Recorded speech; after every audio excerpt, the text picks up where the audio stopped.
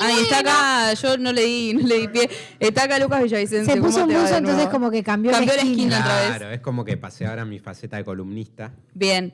¿Y en tu faceta de productor qué tenías puesto? Y en mi faceta de productor estaba así. También. Solo bien.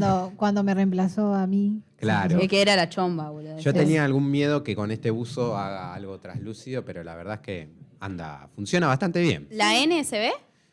La N, no. No, la N no. Tapate así la herida. Tenés que hacer toda la columna con la mano en el pecho. ¡Sangrando! No, el corazón con una N. El corazón con una N. Bueno, ¿cómo están? Bien. Yo te tengo que preguntar eso, no funciona así. ¿No funciona así? No. Muchas buenas repercusiones en el chat de la entrevista con Juliano. La pueden revivir si llegaron tarde en RG hasta dentro de unos días, que luego la subimos en Periodismo desde la Raíz. Le mandamos un abrazo a los compañeros de ARG. Un abrazo grande. Siempre presentes. Pueden venir a Esquina América a partir de las 8 a la Timba. Al Club de la Timba. Estaba pensando, ¿se llama Club de la Timba? Sí, se llama Club de la Timba. Lo sé porque lo conocí antes de incluso venir a este lugar. ¿Y Caputo no viene? Categoría humor. Buena, sos buena, ¿eh? Y hay que preguntarle a los chicos si no les tocó ahí. Estaba pensando antes de que nos metamos en la columna de los chicos de ARG, tenemos que armar un crossover ahí, que vengan un día, podemos organizar algo un lunes. Sí. Podemos organizar. Ellos están los viernes con El Mañanero. El Mañanero. Gran nombre. Gran nombre, gran programa. Cada vez que escucho el nombre me río. Tengo 15 y soy un varón que va a la secundaria. Y te preguntan cómo le pondrías a un programa de radio y te dicen, El Mañanero. Es bárbaro. Es bárbaro. Excelente. Bien. Bueno, que comenten si quieren, si se prenden. Hacemos un crossover. Si están de acuerdo. Después le mandamos al Juli. Sí. Que está viendo, seguro. Le mandamos un abrazo. Le mandamos un abrazo.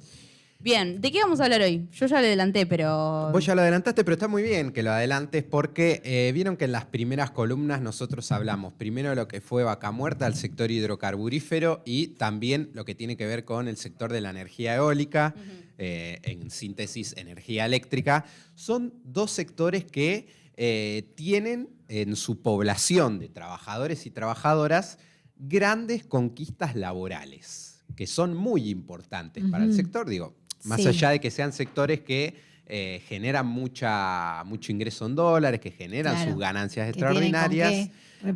Tienen con qué repartirla. Pero hay una voluntad, una decisión. Sí, más que nada hay un desarrollo de los sindicatos que justamente nuclean a los trabajadores y trabajadoras en esos gremios, que han podido lograr y cerrar convenios colectivos de trabajo muy importantes para hacer al bienestar. Y retomando un poco lo que hablábamos hace un ratito en la entrevista con Juliano, tiene que ver un poco con esa rueda de la economía que hace que se puedan generar puestos de trabajo en los diferentes puntos de lo ancho y largo que es este país y que tiene que ver no solamente con la fuente de empleo directa, sino con la fuente de empleo indirecta, que ya lo hemos también explicado varias veces en esta columna.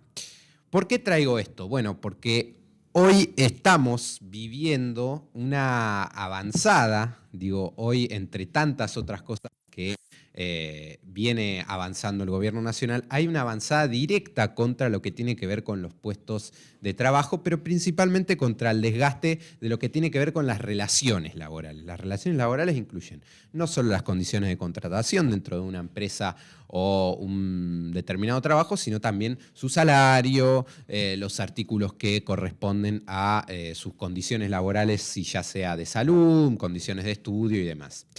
Hoy la Cámara Nacional de Apelaciones del Trabajo, la CENAT, suspendió los artículos 2 y 3 del DNU que había sacado la semana pasada el gobierno de Javier Milei, que buscaba limitar la huelga. Es decir, buscaba limitar el derecho a huelga que tienen los diferentes sindicatos en las diferentes ramas del trabajo de la República Argentina. ¿Qué se hizo en ese DNU? Lo que se pretende establecer es la apertura en la esencialidad de las tareas. Vieron que hay mucho de este baiteo, que es que los docentes son trabajadores esenciales, entonces vamos a aplicar la educación como un trabajo esencial, entonces no pueden hacer paro. Que comenzó en la pandemia, Claro. vamos a decirlo. Comenzó en la pandemia, pero que hay un objetivo claro del sector docente como población trabajadora activa y movilizada dentro de un sindicato, es atacada normalmente por la agenda pública mediática. Tal cual. Esto no es casualidad, digo, y esto viene comenzando desde hace ya varios meses, inclusive desde que fue el comienzo de la gestión de Javier Milei. Nosotros muchas veces cuando se habla aquí en la República Argentina se nombra lo que tiene que ver con las reformas laborales. Sí. Siempre es algo como que genera cierto ruido. Ya la palabra reforma, ¿por qué? Primero porque siempre las reformas laborales se han querido instalar en contextos adversos o en contextos de avanzada neoliberal, es decir, retroceso de los derechos de los trabajadores, avanzada del derecho de las patronales, empresarios, multinacionales, etcétera, etcétera. Hoy, si yo lo tengo que definir en mis palabras y me hago cargo de este término, se está dando una reforma laboral de hecho. Es decir, no está formalizada, pero hay diferentes mecanismos que se vienen dando a lo largo de la gestión de Javier Milei que vienen haciendo una reforma que pone a la situación laboral en una situación compleja. Y acá es el meollo de la cuestión. Vieron que hay mucha gente que en el último tiempo espera de la Confederación General del Trabajo los milagros que no los base ni el resto de la clase política. Da la casualidad que después cuando la CGT marcha y hace paro y convoca a movilizar, no va ni un alma. No va ni un alma, pero además la CGT está teniendo sus propias controversias en esta cuestión de lo entramado que viene siendo el ataque que se viene dando contra los sindicatos por parte del gobierno nacional, porque a la vez que hay una jugada mediática, porque se suele instalar, digo, lo pudimos ver con lo que sucedió con el conflicto de pilotos, y todo lo que se viene dando en cuestión de desgaste hacia los pilotos, hacia los trabajadores del Estado, también hay una estrategia judicial / legal que se da dentro del Congreso y se da dentro de lo que tiene que ver con los decretos de necesidad y urgencia. Puntualmente, desde que crearon este Ministerio de Desregulación, que uno no sabe muy bien lo que hace, pero que tiene presupuesto, tiene gente asignada a cargo y demás, hay una estrategia jurídica de poder ir avanzando sobre estas situaciones. Y hay una cuestión de querer ganar tiempo. Digo, no es casualidad que hace una semana se haya presentado un decreto de necesidad y urgencia para limitar el derecho a huelga. Nosotros estamos viendo o asistiendo en las últimas 2 semanas todo lo que está sucediendo en términos de conflictos laborales, cómo está escalando. ¿Por qué? Y lo tenemos en todos los sectores. Lo tenemos en todos los sectores, O sea, es indiscriminado. Los trabajadores de la aviación están haciendo paros mensuales directamente, digo, paros escalonados por días, pero no sé, planes de lucha de 2 semanas donde, bueno, este día, durante estas horas no sale ningún avión y cosas programadas directamente. Bueno, lo mismo lo vemos con la salud, lo vemos con los docentes. Asistimos todos los días a un cierre de fábrica diferente. Tal cual. Bueno, en lo que va hasta hace 2 meses, más o menos, teníamos el dato de que la cantidad de pymes que cerraron desde el inicio del gobierno de Javier Milei son de 12.000. Es una barbaridad. Ya aumentó en números lo que fue el cierre de pymes del gobierno de Macri. Total. Bueno, todos estos datos que estamos hablando acá en la mesa y que los estamos poniendo en discusión y en debate, lo que hacen es evidenciar un aumento en el conflicto social que hay por parte de los sindicatos para con las patronales o el gobierno nacional. Muchas de estas empresas patronales o multinacionales amparadas en lo que es la sanción de la ley ómnibus, que fue el primer gran hito legislativo que tuvo el gobierno nacional y que incluso hasta yo creo que muchos de los diputados y diputadas que aprobaron, que dieron su voto positivo para esa ley, que son del interior del país, desconociendo todos los alcances que tenía esa ley ómnibus y que hoy están justamente destruyendo los puestos laborales en los diferentes territorios de la República Argentina. Pero ¿por qué yo decía que se está dando una reforma de hecho? Porque desde este año, a principios de año, el gobierno nacional salió a decir a viva voz que no se van a homologar las paritarias por más del 1%, es decir, que hoy estamos en una suerte de estancamiento paritario que hace que justamente no se estén dando No las... es una relación entre privados, viejo. Sí, pero bueno, cuando conviene es relación entre privados. Y eso hace que no se recupere el salario al ritmo de lo que se va dando con la inflación, por ejemplo. Y que ha sucedido en varios casos, por ejemplo, en donde la patronal y el sindicato se han puesto de acuerdo para tener un acuerdo paritario de un 4%, de un 3%, de un 8% acumulado en 3 meses, y que el gobierno no decidió homologarlo porque rompía su piso paritario, que hace que, bueno, con este cuento del déficit y mantener el déficit fiscal cero y bueno, todo lo que ya sabemos, se busca Ordenada la macro, digamos. ordenar la macro y ponerle un techo a las paritarias. O sea, el objetivo del gobierno nacional es ser Perú, Bueno, sí, puede ser, entre otras cosas. ¿no? Y hay... Digo Perú porque sabemos que Perú tiene la macro ordenada, constantemente tiene la macro ordenada, pase lo que pase en su gobierno nacional, eso está bien, pero después hay un techo de... No hay ascenso social en Perú. Lo dijo Caputo ya. Mirá, ahí dijo lo Caputo. retomamos. ¿Pero dijo al que quería ministro de hacer? Economía. Y lo tomaba Perú como un país modelo. Ah, bien, está bien.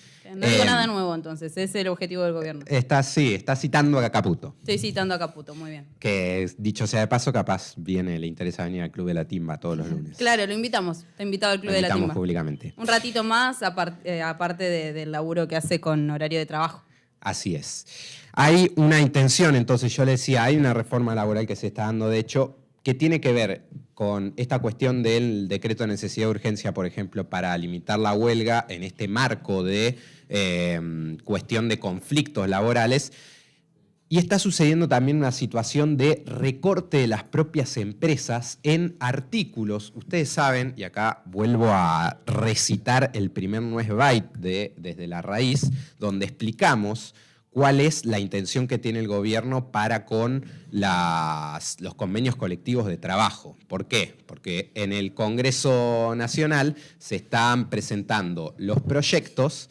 Hay 4 proyectos presentados en el Congreso Nacional para eliminar lo que sería la cuota de aporte sindical solidario, que es lo que aporta cada trabajador y trabajadora en relación de dependencia en blanco para que los sindicatos de allí tomen esa plata y impulsen, implementen, defiendan las condiciones laborales de los trabajadores y trabajadoras. Estamos hablando de un aporte que se hace además del que uno hace si se afilia al sindicato. Exacto. Estamos hablando de algo generalmente, natural. Exacto. Vos tenés entre el 1 y el 2% según los convenios colectivos de trabajo que existan en las diferentes regiones de la Argentina, y después tenés sí un 3 o un 4% si te afilias a tu sindicato. Y esto es básicamente, digo, si lo quieren poner en cuestiones de... porque hay muchos trabajadores y trabajadoras que pretenden renunciar a eso porque dicen que no les da nada el sindicato a ellos a cambio. Bueno, lo ponemos en una cuestión de bienes y servicios, que yo te doy esto, vos que me das, y básicamente el sindicato negocia tu salario todos los meses, negocia tu convenio colectivo de trabajo, negocia tus condiciones de trabajo. Bueno, si lo querés poner en esas condiciones, es un intercambio justo. Y de hecho, si nos ponemos más finos, en los últimos 2 años, para ampliar la capacidad para ampliar el número del gobierno, los sindicatos, especialmente los que tienen que ver con el Estado, han defendido a trabajadores que no están afiliados directamente. Digo, han recuperado el trabajo o han recuperado el avance sobre la gestión de que los trabajadores vuelvan a sus puestos, aunque estén afiliados o no. Total.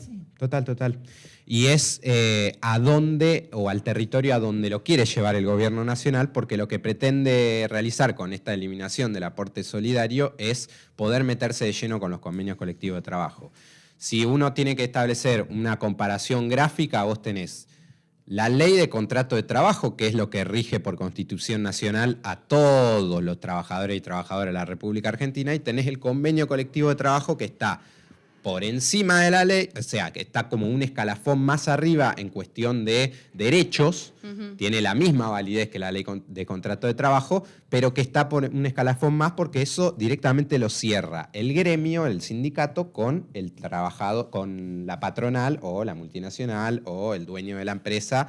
Y que incluye los días de feriado por, no sé, por algún feriado que adhieran en el contrato de trabajo, los días por enfermedad, los días por estudio, el presentismo, lo que tiene que ver con las horas extra, lo que tiene que ver con el pago por producción, por ejemplo. Bueno, ahora en la provincia de Buenos Aires, lo que tiene que ver con el plus que te pagan si sos recibido de la universidad o no. Si tenés un título de grado, cuánto te pagan por ese título de grado, bueno, todas esas cosas. Que hasta hace unos meses era ínfimo, no te servía de nada, creo que era un 0,5%, ahora es un porcentaje bastante sustancial. Total, y eso lo tienen todos los sindicatos y lo negocian con las diferentes empresas. Bueno, ¿qué pasa? Vos en ese convenio colectivo de trabajo negociás las horas extra, que no son obligatorias las horas extra. Se pagan, obviamente, cuando el trabajador realiza horas de más de lo que le corresponde a su turno, después, cuando se hace la liquidación a fin de mes, se le paga el correspondiente. Bueno, hay empleos, hay empresas que están recortando las horas extra, es decir, que ya significa un ingreso mucho menor. Digo, y esta semana hablaba con varios representantes de diferentes gremios que me decían, nosotros hoy contra eso no podemos hacer nada, porque el empleador dice, mirá, yo no necesito más horas extra, entonces le recorta las horas extra al trabajador y además el trabajador tiene que empezar a hacer más tareas en menos tiempo. Claro. Porque lo que antes podía hacer en 10 horas, teniendo, por ejemplo, un turno de 7 y teniendo 3 horas extra, ahora tiene que hacer todo lo que hacía en 10 en 7 horas y no pudiendo cobrar ese plus o ese extra. Porque la liquidez tiene que ser la misma. Porque la liquidez tiene que ser la misma y porque además la empresa está tratando de agarrar los atajos correspondientes para también hacer sus propios ajustes porque no está teniendo ingresos. Digo, si uno mira en un país donde funciona la economía real, donde hay ganancia para los empresarios y hay ganancia para los trabajadores, no es un inconveniente el pago de las horas extra. ¿Por qué? Porque genera más productividad para la empresa, esa productividad genera más ingresos y bueno, así lo vemos dentro de se lo explicamos en simple medida dentro de una cadena productiva. Tal cual. Hoy están en juego ese recorte de las horas extra y además, y mencionaba lo de la Confederación General de Trabajo y la CGT, hay una situación que está aconteciendo con los paros.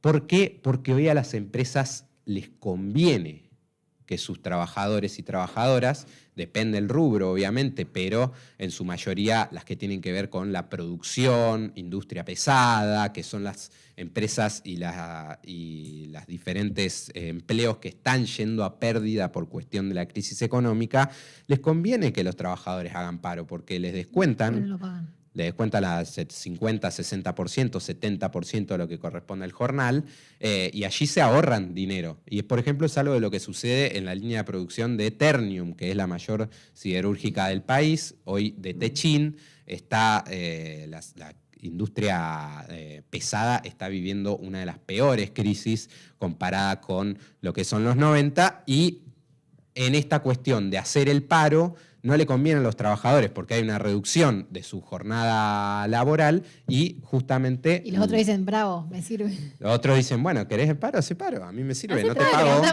Entonces los trabajadores no acatan la medida del paro, aunque estén a favor, porque representa menos ingreso en su bolsillo. Entonces se está dando por debajo una reforma laboral, de hecho, con todas estas cuestiones que están sucediendo. Y hoy en día, y también esto también hay que nombrarlo, los sindicatos que están nucleados dentro de la Confederación General de Trabajo están negociando porque no haya más gente afuera. Porque hay empresas que, por ejemplo, están ofreciendo el retiro voluntario y pagan el 50% cuando les corresponde pagar el 100%. Claro. Hay empresas que directamente están cerrando y no se están haciendo cargo de lo que tiene que ver con los gastos de indemnización. Y hay empresas que están empezando a reducir los turnos y en esa reducción quieren echar gente. Bueno, en toda esa encrucijada es la que hoy está trabajando los diferentes sindicatos y los diferentes gremios con esta situación actual. Y, perdón, que hay algo que no podemos quitar de la ecuación, digo, a la hora de ver qué capacidad tiene la CGT de movilizar o no. y de negociar, y es que hoy la mayoría de los trabajadores no están en blanco, por ende no están bajo la órbita de la CGT. Totalmente. Que es un factor muy importante. Hoy la mayoría de los trabajadores, exista o no la CGT, no se sienten vinculados a la Confederación porque están en negro, o trabajan en relación de dependencia, pero solo algunos tienen trabajo en blanco, por ende solo algunos podrían decir, bueno, me afilio. Y que, si vamos al caso, algo que se quiso hacer pero que no se hizo, que eso es una discusión aparte, los trabajadores de la economía popular no están dentro de la órbita de la CGT. Hay buena relación, pero no existe eso, digamos. Por eso cuando hablamos de las reformas laborales, siempre se hablan o afloran en cuestiones de épocas neoliberales y hay un cierto miedo. Eso no implica que no haya que empezar a pensar alguna reforma laboral que incluya a otros sectores que además han nacido en este nuevo mundo del trabajo, precarizado y globalizado sobre todo. Hoy, por ejemplo, la CGT está teniendo un laburo de presencia muy importante en la OIT, que es la Organización Internacional del Trabajo, que hoy por hoy es como la que le está dando un marco institucional y una cabida, por así decirlo, más que el gobierno nacional y que le sirve de cierto peso para establecer normativas. Ustedes saben que en la Constitución, cuando se adecúan tratados internacionales, tiene la misma vigencia que los artículos en la ley de la Constitución Nacional.